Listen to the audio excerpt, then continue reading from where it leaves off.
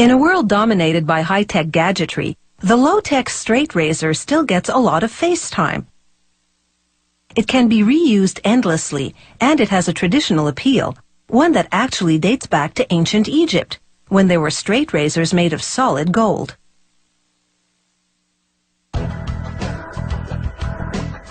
Shaving with an unguarded, super-sharp knife has always been for the tough guys. To use it, a man needs a steady hand and steely concentration.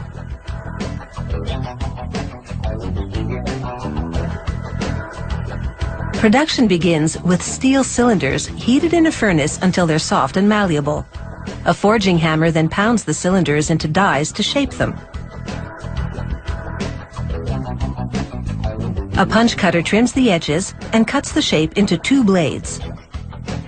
From a steel rod to a flat razor shape in just a few steps. The straight razors are then fed to another die, one at a time. A weight forces the razor into the die, a process which both improves the shape and condenses the metal to strengthen it. Next, a worker dips a rack of about 50 blades in graphite powder, followed by molten lead. The lead adds more strength to the steel. He knocks off the lead, which slides off easily because of the graphite undercoat. The razor blades catch fire as he immerses them in oil to cool them. He transfers the blades to a sieve and tosses sawdust into it. The sawdust soaks up the oil and graphite residue. Then he shakes the sieve to sift it out. After a hardening treatment, it's into an oven to bake slowly. This gets rid of brittleness and relieves internal stresses. A technician then scrutinizes the razor to confirm that it's straight. If it's not, he hammers it straighter. Another worker grinds the blade, angling it down to the cutting edge using a series of abrasive wheels. He tests the edge against a thick metal band. It needs to be as thin as aluminum foil and strong yet flexible. The next worker brushes asphalt lacquer onto the blade and upper part of the handle or tang.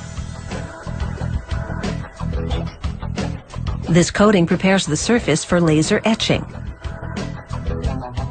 It allows the computerized laser beam to cut cleanly into the metal with no bleeding around the edges. So the trademark insignia and art look crisp. She paints a little more lacquer around the etching to prepare the blade for the next step, gold plating. She dips the blade in a mix of water and gold and runs a current of electricity through the mix. This causes the gold to gravitate to the exposed, unlacquered section of the blade and adhere to it. The lacquer has served its purpose, and she now cleans it off in a chemical bath to reveal the now glossy two-toned blade.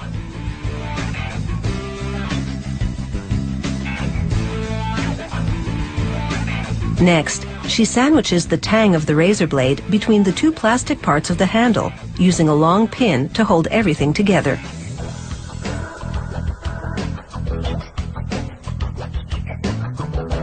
She then shortens the pin, caps it, and hammers the cap down to secure it. She now tests the installation.